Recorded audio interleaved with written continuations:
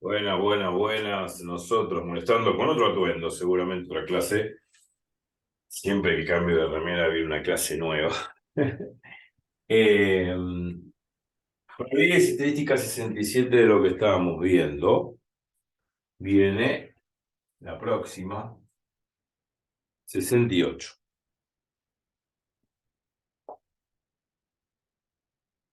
Muy bien, lo que viene. Lo que estábamos repasando, bueno, viéndolo otra vez, y estábamos haciendo un repaso exactamente de todas los argumentos, las definiciones, las propiedades, los teoremas que hemos utilizado en el transcurso de todos estos días haciendo ejercicios. Yo en cada problema, en cada ejercicio que vamos haciendo, en cada ítem de cada ejercicio inclusive, soy muy puntilloso en repetir todos estos argumentos que, bueno, van suscitando en la medida que uno va haciendo alguna guía, algún examen, algún parciales viejos, como yo siempre recomiendo, y bueno, seguramente hay que seguir aplicándolas en diferentes problemas. Así que bueno, está bueno hacer el repaso en estos últimos videos de todo lo que hemos visto desde el punto de vista teórico y con algún ejemplo como para ir aclarando.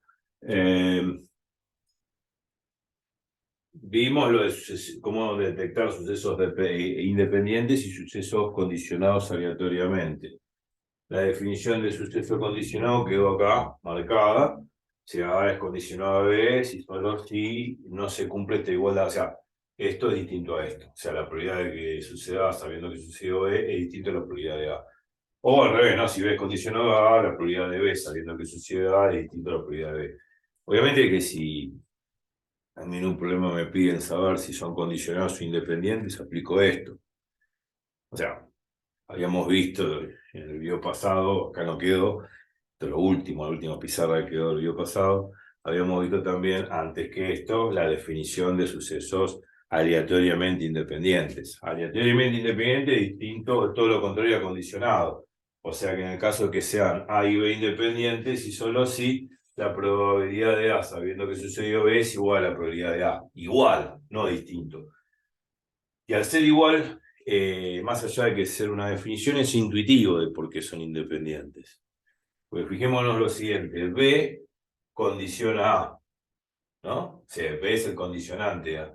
Y esto sería la probabilidad de que suceda A sabiendo, la rayita es sabiendo que sucedió B. Pero como B no condiciona A, porque A es independiente de B, entonces, como A es independiente de B, B no le hace ni cosquillas a A. B no condiciona A. B no limita A. Entonces, justamente la probabilidad de que suceda A, sabiendo que sucedió B, ¿qué importa si sucedió B? Si son independientes. Tiene que ser igual a la probabilidad de que suceda A. Es como cuando dije en los videos anteriores, ejemplo sencillo, ¿no? De que llueve y voy al cine. O salgo con mi novia, qué sé yo. No importa. Valga el ejemplo. Eh, Yo quiero medir la probabilidad de ir al cine sabiendo que llueve, y que llueva o que no llueva no altera el hecho de que vaya o no al cine. O sea, es independiente, ¿no? O sea, yo puedo ir al cine, puede estar lloviendo, puedo ir al cine y puede no estar lloviendo, y voy al cine igual. Entonces el A sería el suceso voy al cine, B llueve. Bueno, el hecho de que llueva no me va a alterar de que vaya al cine. Por lo tanto, la probabilidad de que vaya al cine es igual a la probabilidad de que vaya al cine, la probabilidad de A. Y así, bien entendido como un ejemplo, así pensando a la ligera, en voz alta, se entiende el hecho de la independencia, más allá del formalismo de la definición. Pero las definiciones, como los axiomas, se entienden con ejemplos. Si uno no tiene ejemplos eh, humanamente hablando, entre comillas, no se entiende la matemática. O sea, en todo caso, esto es probabilidades. Los ejemplos y probabilidades son millones, siempre van a servir para entender lo que uno está aplicando, lo que uno está haciendo. Bueno, ese es el ejemplo de que si voy al cine y llueve, son sucesos independientes, ¿no? Entonces, la probabilidad de que vaya al cine sabiendo que llueve, ¿qué importa si llueve o no? Tiene que ser igual a la probabilidad de que vaya al cine, porque que vaya al cine no está condicionado al hecho de que llueva o no. Son sucesos aleatoriamente independientes. Bueno, en el caso que son independientes, todo lo contrario a esta definición. Tendría que ser esto igual a esto. O B independiente a esto igual a esto. Cualquiera de las dos definiciones es lo mismo. Entonces yo di un ejemplo simple: 50 personas en una oficina, 10 leen el periódico A, 20 leen el periódico B y 5 leen ambos periódicos. Analizar si A es independiente de B. O sea, analizar si el suceso, ¿no?, de elegir una persona que lea el periódico A es independiente a que lea el periódico B. O sea, a ver si son independientes aleatoriamente. O sea, si A depende de B o B depende de A, ¿no? Hay que analizar eso. Eso es lo que pide el problema. Cuando a mí me piden estudiar la independencia entre dos sucesos aleatorios, conviene aplicar la definición. O sea, es toda la contraria a esta. Esta probabilidad tiene que ser igual a esta, o esta tiene que ser igual a esta. Todo lo contrario a esta definición, ¿no? Obviamente, porque esto es la definición de condicionado. La definición independiente es igual. O sea, tiene que ser igual, no distinto, todo lo contrario. Bueno, entonces tengo que verificar eso. O sea, tengo que verificar esto que está acá. Si A y B son independientes, pregunta, no lo sé, debería cumplirse esta igualdad. Si yo verifico que se cumple esta igualdad, que la probabilidad de que suceda A sabiendo que sucedió B es igual a la probabilidad que suceda A, bingo. Son efectivamente independientes. Y si esto no es igual a esto, no son independientes. O sea, si son iguales, A y B son independientes, como dice ahí. Bueno, allá acá hice el cálculo. La probabilidad de elegir una persona que lea el periódico A es 10/50, lógico, porque acordémonos la definición de probabilidad, ¿no? Número de casos favorables sobre el total de casos posibles. ¿Cuántas personas, según el enunciado, leen el periódico A? 10. ¿Qué total de personas tengo en la oficina? Bueno, 50. 10/50, la probabilidad, un quinto, que es 0,2, indica el 20% de personas de esa oficina, el 20%, leen efectivamente el periódico A.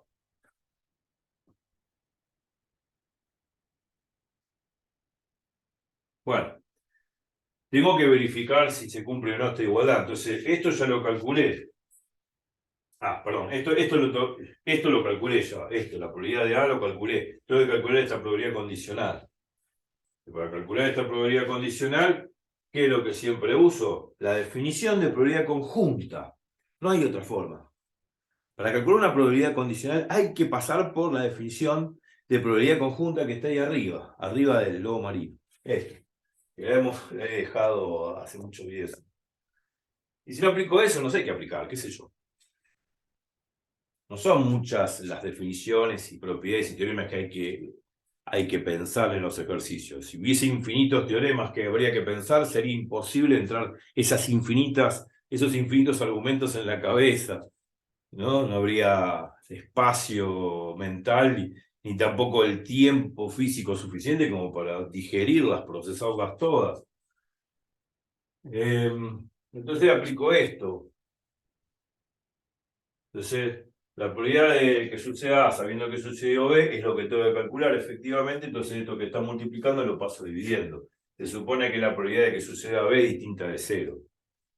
Porque si no, no puedo pasar esto que está multiplicando dividiendo sabiendo que esto es 0. No se puede dividir por 0 según el algoritmo de Euclides, que es el algoritmo de división que conoce uno del colegio. Bueno, entonces, paso esto multiplicando dividiendo. Acá está. La probabilidad conjunta de que lean ambos periódicos, esta es la probabilidad conjunta de que lean ambos periódicos, uno lee el enunciado del problema, y acá dice efectivamente que 5 leen ambos periódicos. Si 5 leen ambos periódicos, sobre un total de 50 personas, la probabilidad de que lean ambos periódicos es 5/50, y la probabilidad de B, que es la probabilidad que lean el periódico B, ya me fijo, 20 leen el periódico B, sobre el total que es 50, me queda la probabilidad que lee el periódico B es 20/50. Bueno, hago la cuenta, simplifico, me queda un cuarto. Entonces yo veo que la probabilidad condicional de que lea el periódico A sabiendo que lee el periódico B es un cuarto. Y no tiene nada que ver y no es para nada igual a la probabilidad de A, que es un quinto. O sea, esta igualdad no se cumple. Y si no se cumple, no son independientes. Según la definición, son condicionados. Listo. es muy importante, porque esto aparece mucho en los parciales y en los finales, de detectar si son independientes o no los sucesos. Bueno, listo, es un repaso que no le tendría que haber hecho, pues ya lo tienen que ver el video anterior, pero eso suelo repasar lo último.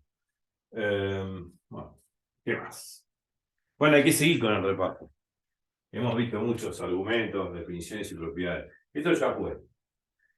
Entre comillas fue, porque lo vamos a seguir usando, pero bueno.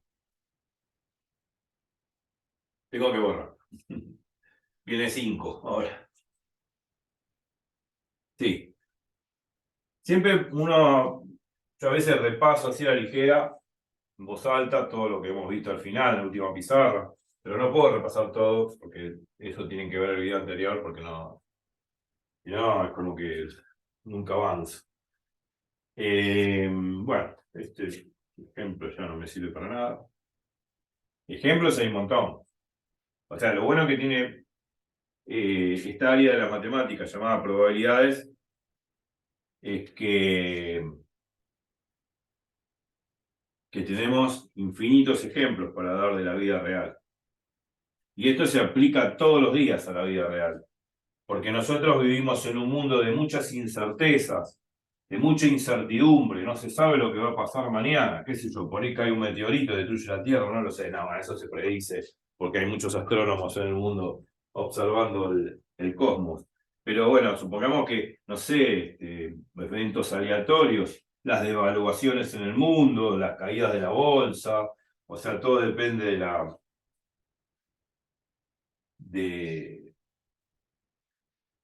depende de la confiabilidad de la gente en los mercados y los vaivenes económicos, sociopolíticos, las guerras, qué sé yo, hay un montón de, qué sé yo, el pronóstico meteorológico es un proceso aleatorio. O sea, en este mundo de las incertezas, en el mundo del azar, inclusive en el juego, en los casinos, en donde sea, está siempre incorporada la probabilidad. Algo que es seguro que va a suceder no es probabilidades. O algo seguro de que no va a suceder tampoco es probabilidades. Si no va a suceder, la probabilidad es 0. Si estoy seguro que no va a suceder, la probabilidad es 0. Y si estoy seguro el 100% que va a suceder, la probabilidad es 1. Pero eso no tiene gracia, eso no tendría sentido en el mundo estadístico, en el mundo de las probabilidades. Bueno, dejemos un poco la filosofía de lado. Puedo seguir hablando toda la tarde de eso. Ya hemos hablado muchas veces. Bueno, 5. ¿Qué podemos ver? Bueno, todo lo que estuvimos repasando. De probabilidad conjunta, nosotros ya sabemos que esta es la definición y vemos ejemplos, vemos la definición de sucesos condicionados, definición de sucesos independientes, ven 4. Y ahora, por ejemplo, ¿qué pasa cuando tenemos una probabilidad conjunta de 3 o más conjuntos?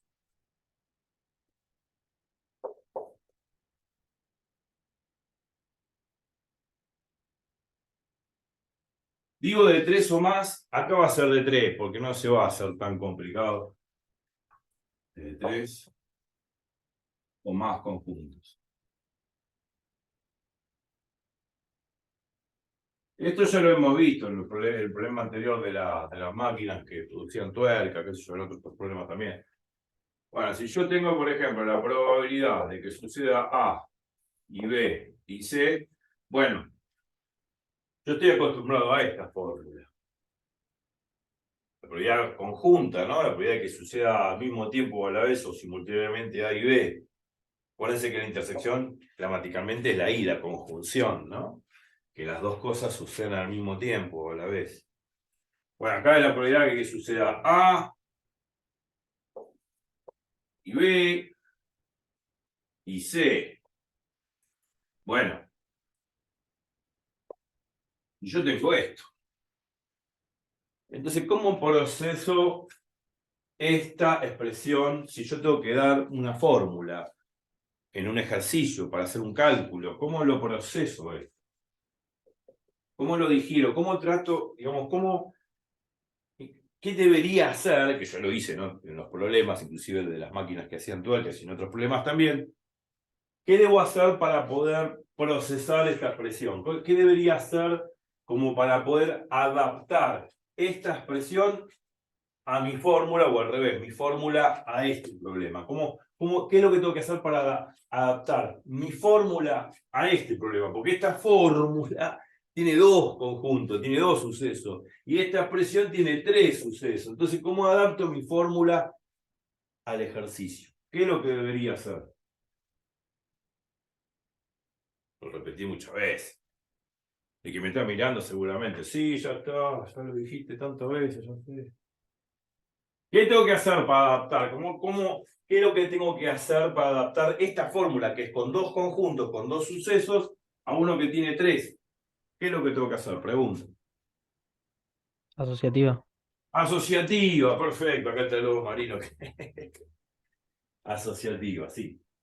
Hay que hacer asociativa de conjuntos, porque sabemos que la intersección, tanto como la unión, en el álgebra de conjuntos son operaciones asociativas, se pueden asociar conjuntos, de la manera que quiera, claro. Ahora, de una manera que sea también eficaz, conveniente al cálculo. Por eso, porque tiene que ser una manera eficaz y conveniente al cálculo, siempre dije una cosa importante en estos ejercicios de probabilidad condicional. Muy importante. Sé que tengo que aplicar la asociativa para adaptar mi fórmula al problema. Eso indiscutible. Pero ante todo, siempre hay que poner los sucesos futuros a la izquierda y los sucesos pasados a la derecha. ¿Por qué? Vuelto a repetir 1000 veces. Esto es para calcular bien, en forma correcta y sin alterar nuestra mente, las probabilidades condicionales o condicionadas, valga la expresión. Si no, vamos a tener un problema. Ya lo dije, cuando uno calcula la probabilidad de un evento futuro sabiendo lo que sucedió en el pasado, obviamente que el futuro es consecuencia de ese pasado y no al revés. Porque si quiero calcular la probabilidad de un suceso pasado sabiendo el futuro es una cosa de locos. Aunque matemáticamente ahí debería aplicar lo que se llama la segunda ley de Bayes, que ya lo hemos visto. Pero no lo quiero encontrar con la quinta pata al gato, quiero hacerlo fácil. Entonces, para no tener problema para el cálculo de la probabilidad condicional y a la hora de calcularlo no tener inconveniente, siempre los sucesos futuros a la izquierda y los pasados a la derecha. Ya. El futuro a la izquierda, el pasado a la derecha, para poder calcular bien las probabilidades condicionales. Y ahora sí, ahí está el lobo marino, asociativa. Y siempre es conveniente asociar los dos sucesos pasados, los últimos sucesos pasados, por la sencilla razón de lo que estoy mencionando. Cuando calculemos la probabilidad condicional, vamos a calcular fácilmente la probabilidad de un evento futuro sabiendo lo que sucedió en el pasado y no al revés. Entonces, siempre conviene, una vez que hicimos esto, asociar propiedad asociativa, los dos últimos conjuntos del pasado. Una vez que asocié, porque acá apliqué propiedad asociativa, claro, porque acá asocié, puse el paréntesis en los dos últimos, entonces yo ya puedo aplicar esa fórmula. Bueno, esto hace las veces de A, de esta misma A que aparece acá en la fórmula, y este B intersección C hace las veces del B de la fórmula, ¿no? O sea, ahora sí tengo dos conjuntos y puedo aplicar la fórmula. Si no, no puedo. No voy a poder nunca.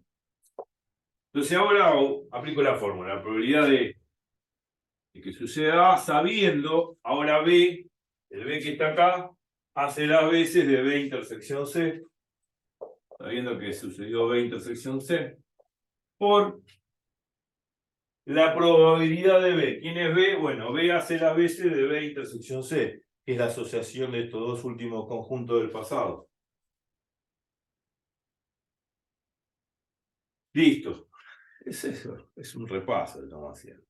El ejemplo que hicimos en los videos anteriores es el ejemplo de las dos máquinas que producían tuercas. Vean eso, o los anteriores, pero ese es el más cercano a lo que estamos dando. Bueno, y esto, otra vez. Bueno, acá ya no hay problema porque son dos conjuntos. Ya está, es un chiste. Aplico eso y ya está. Listo. Entonces, B hace la BC de A, C hace la BC de B, adaptan la fórmula, la pavada. Pues tú vas a la probabilidad de B sabiendo que sucedió C, por la probabilidad que suceda C, listo, ya está. Bueno, sí, claro, después depende del problema, calcularé esto. Ya lo hicimos en el problema de las máquinas, repasen ese problema. Es un repaso a la ligera de las cosas que hay que hacer. Bueno, si hay más conjuntos, seguramente hay que hacer lo mismo inductivamente, pero no va a aparecer más conjuntos.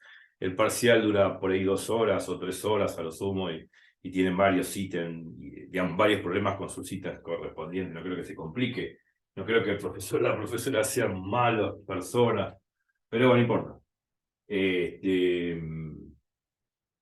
Más allá de la exigencia de cada docente, claro. No creo que aparezca más de 3 conjuntos, ¿no? Bueno, a ver, ¿qué más podemos hacer el repaso? Bueno, otra cosa. Ahora hay otra cosa, claro. Sí, esto lo tengo que borrar porque me ocupa espacio. O sea, realmente estoy tratando de sacar el jugo de la naranja como para ver si puedo rescatar algo más de acá. Parece que no hay más que hablar. Bueno, todo depende, como en el problema de las máquinas, ¿no? Si el proceso es con o sin reposición, sabemos que un proceso con reposición, como en el problema de las máquinas que producen tuerca, como las tuercas las devuelvo al depósito, la cantidad de tuercas que viene al depósito, tanto buenas y defectuosas, sigue siendo la misma, y en total también. Cuando el proceso es con reposición, los sucesos se dicen aleatoriamente independientes, uno no depende del otro. Claro, lo que extraigo en la segunda extracción no está condicionado a lo que extraje antes en la primera. O sea que la primera extracción no perjudica a la segunda extracción porque la cantidad de piezas sigue siendo la misma en el depósito. Bueno. Y cuando es sin reposición, o sea, sin reponer las tuercas, como el ejemplo ese de las tuercas, sin reponer las tuercas al tanque, al depósito, se supone que si el efecto es sin reponer, sin reposición, los sucesos son aleatoriamente condicionados. Eso también es importante dentro del repaso, que lo estoy diciendo en voz alta, pero lo hemos dicho en varios de los videos de ese problema y de otros problemas también. Fíjense al Urgen y repasen todo. Bueno, ahora ya está, a ver, vamos a 6. No tengo mucho más que hablar que esto. Vamos a 6.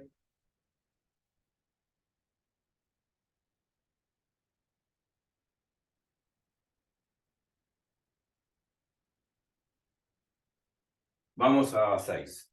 Bueno, a ver, 6. Hablamos de la intersección, ahora nos toca hablar de la unión. Bueno, probabilidad de la unión. De la unión de dos sucesos aleatorios, se supone. Hicimos ya la probabilidad conjunta, la de intersección, la viene de la unión. Esto es así, la probabilidad de A unión B. Esta O, gramaticalmente, es la O, la disyunción, ¿no? Gramatical. O una cosa o la otra. Esto se lee así. La probabilidad que suceda A o B, alguna de las dos cosas. Alguna de las dos cosas, valga el adverbio ese, algún o alguna de las dos cosas. A o B. A o B. Bueno, se traduce formalmente en álgebra de conjuntos como A unión B. No hay que asustarse por la nomenclatura tampoco. Bueno, nosotros demostramos, creo que en el video número 4 o 5 de probabilidades y estadística Urgen, ahí los videos, inclusive lo demostré este teorema que voy a escribir ahora. Esto es la probabilidad de A con la probabilidad de B menos la probabilidad de la intersección. Yo demostré este teorema. Siempre me manda mensajes justo en el momento oportuno. Esto es un teorema, una propiedad que yo la demostré. Creo que lo demostré en Buenos Aires cuando tenía la tablet digital y lo hice digitalmente en el whiteboard. No me acuerdo, creo que es la 4 o 5, fíjense. Probabilidades estadísticas 4 o 5, no me acuerdo. Pero, pensando a la ligera, intuitivamente esta fórmula es muy fácil de entender a través de diagramas de B. El diagrama de conjunto, lo voy a hacer acá al costado. Esto lo hicimos. Tengo A y B, dos conjuntos. Esos dos conjuntos son una cuestión diagramática, se interpreta así como un conjunto de elementos, y ese conjunto de elementos tiene que ver con sucesos aleatorios, A y B, ¿no?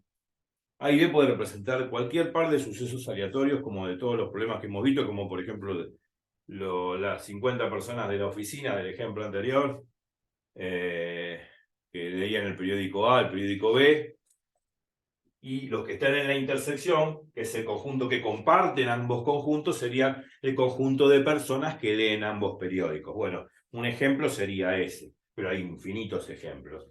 Y bueno, en general tengo dos conjuntos y yo sé que esta es la intersección. O sea, lo que comparten ambos conjuntos.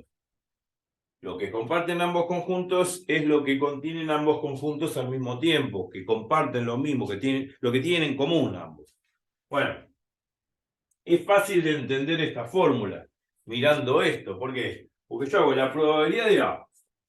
A es todo este conjunto, incluyendo la intersección, claro. Más la probabilidad de B. La probabilidad de B es todo este conjunto, incluyendo la intersección. Estoy incluyendo, escúchenme bien, 2 veces la intersección.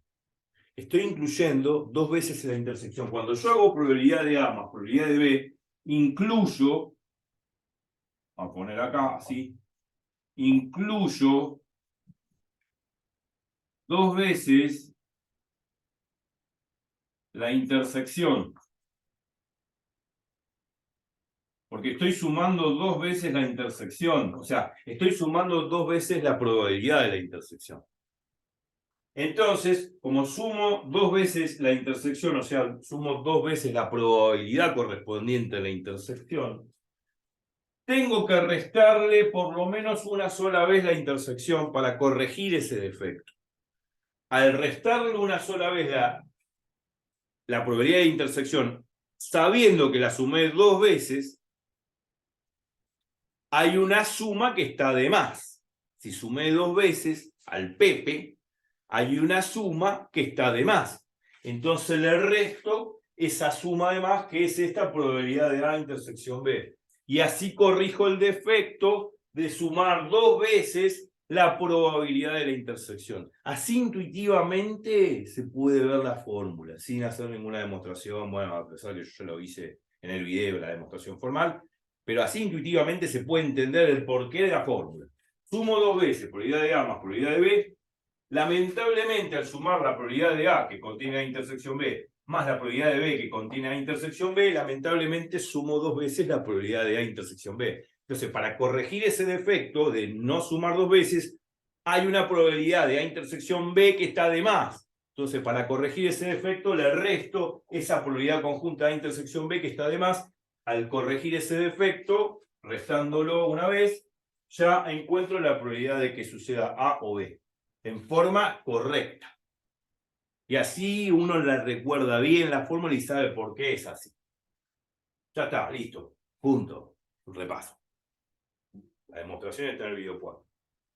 Pero bueno, se entiende el por qué la fórmula es claramente esta forma. Bueno, interesante haber repasado esto, ¿no? No sé si interesa. Pero... Bueno, casi pasaron 30 minutos. Creo que me voy a detener acá, voy a seguir en el próximo video, en 69. Voy a seguir procesando esto porque, lógicamente, la pregunta, como en la intersección. En la intersección nos preguntamos qué pasa cuando hay 3 conjuntos que se están intersecando. Bueno, ¿qué pasa con 3 conjuntos cuando se están uniendo? A, unión B, unión C. Ah, bueno, yo conozco esta fórmula. ¿Y entonces cómo hago la probabilidad de A, unión B, unión C? Bueno, hay una forma. Agarrando los dos últimos, o sea, asociando los dos últimos conjuntos, o sea, aplicando propiedad asociativa, se puede transformar la probabilidad de A, unión B, unión C, en la probabilidad de dos conjuntos. La probabilidad de A, unión, entre paréntesis, B, unión C. A ese B, unión C, bueno, hace las veces de B, aplico esta fórmula y ahí proceso la fórmula de probabilidad A, unión B, unión C, como lo hicimos en otros problemas y en otros videos. Pero lo vamos a repasar en 69, no se vayan de ahí. Viene algo interesante, de lo que dije, claro. Así que bueno, nos vemos en 69 y repasen todo, ¿eh? Pórtense como buenos chicos. Así que bueno, nos vemos ahí. Chau, chau.